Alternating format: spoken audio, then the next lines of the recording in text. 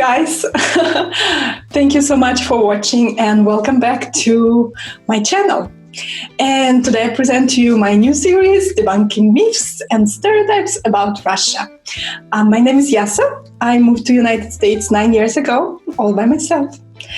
And I grew up in Saint Petersburg, Russia. So I thought I'm in a unique position to learn from both countries and to represent both countries in a way that I see fit. And all my videos just comes to realization that I represent my own worldview, and I know that it is not universal truth, and there are so many opinions about Russia or United States, but I can only speak for myself, right, and for what I've seen growing up. So today I wanted to talk to you about a stereotype that I didn't even know that we are represented that way, that Russians are nuts and crazy. I don't know where it's coming from, but I'm definitely sure some Russians are. Some Russians absolutely are. And you have to realize that Russia is so big. Oh my goodness. We have 11 time zones. Can you believe it? It's the hugest territory in the world. To fly from one part to another part of Russia by plane will take you 9 hours. So I grew up in I'm so proud of my city. I would say most intelligent and most rebellious, maybe, and beautiful all around, full of museums and palaces and theaters, city called Saint Petersburg. Originally, it was called Saint Petersburg from the beginning, from the start, but then when Soviet time came, they renamed it to Leningrad, so it was famous as Leningrad for a while, and now it's renamed to St. Petersburg again. So I was born in Leningrad, and the same year USSR collapsed, and it was renamed to St. Petersburg. So I was born in the city that doesn't exist. Anyways, that's why I never know what to put when they ask your place of birth. Should I put Leningrad because in my passport it's still Leningrad? Or should I put St. Petersburg because no one knows that city anymore? So life is confusing. And now let's talk about my friends and people I grew up with, people I witnessed, my parents, my family. We are emotional people, I guess. We are, especially my family. My parents are actors. So, when my dad starts arguing with you, he's just going to scream. And it's not because he's screaming at you. It's just because he's so passionate and he's an actor, right? So he has trained voice and he's very emotional. And that's how he communicates. And you love it in a lot of times because he's gonna make you laugh, he's gonna make jokes, and in a lot of cases sometimes you just keep it quiet. We in the restaurant, people are looking.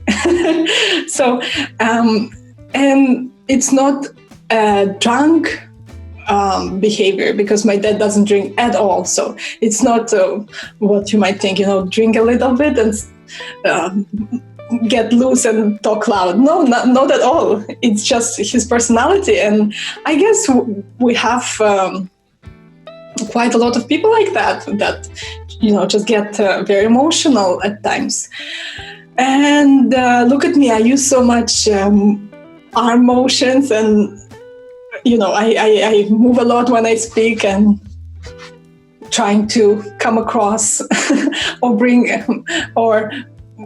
trying for my point to come across, right? I'm helping myself with my hands, and this is all comes from my upbringing, from my family, and from my country, I guess, too.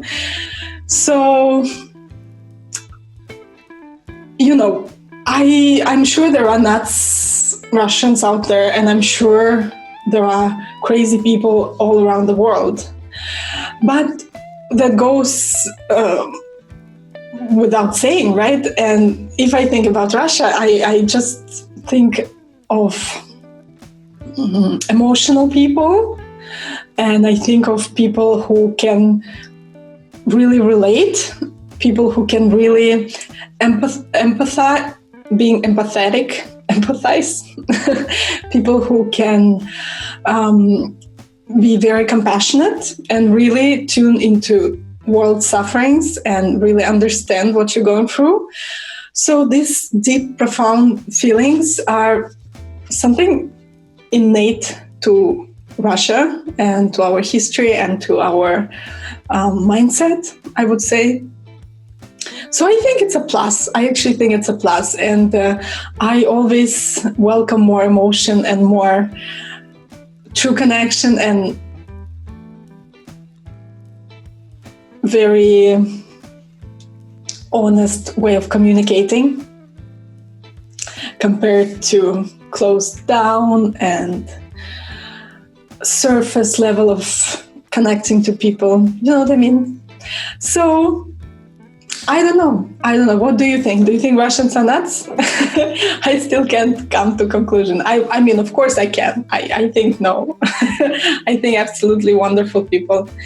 But I guess it might seem a bit crazy when you see,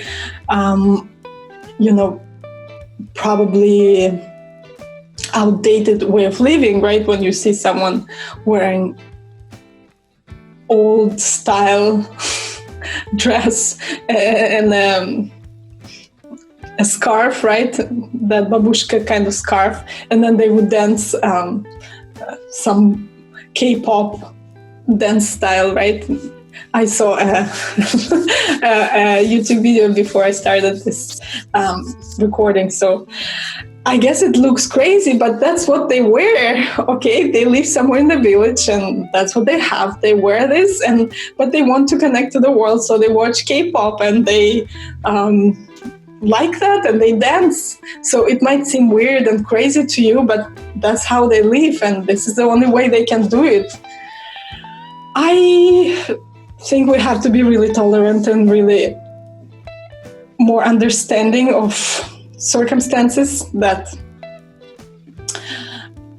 things exist, how things are in the world, what conditions people live in, what they know, what is their income, what is their environment, what is their infrastructure. And it will bring a lot of clarity to a lot of things. All right. Have a good day, everyone. If you can, please like and subscribe. It would mean the world to me. Bye. Have a good day. Пока.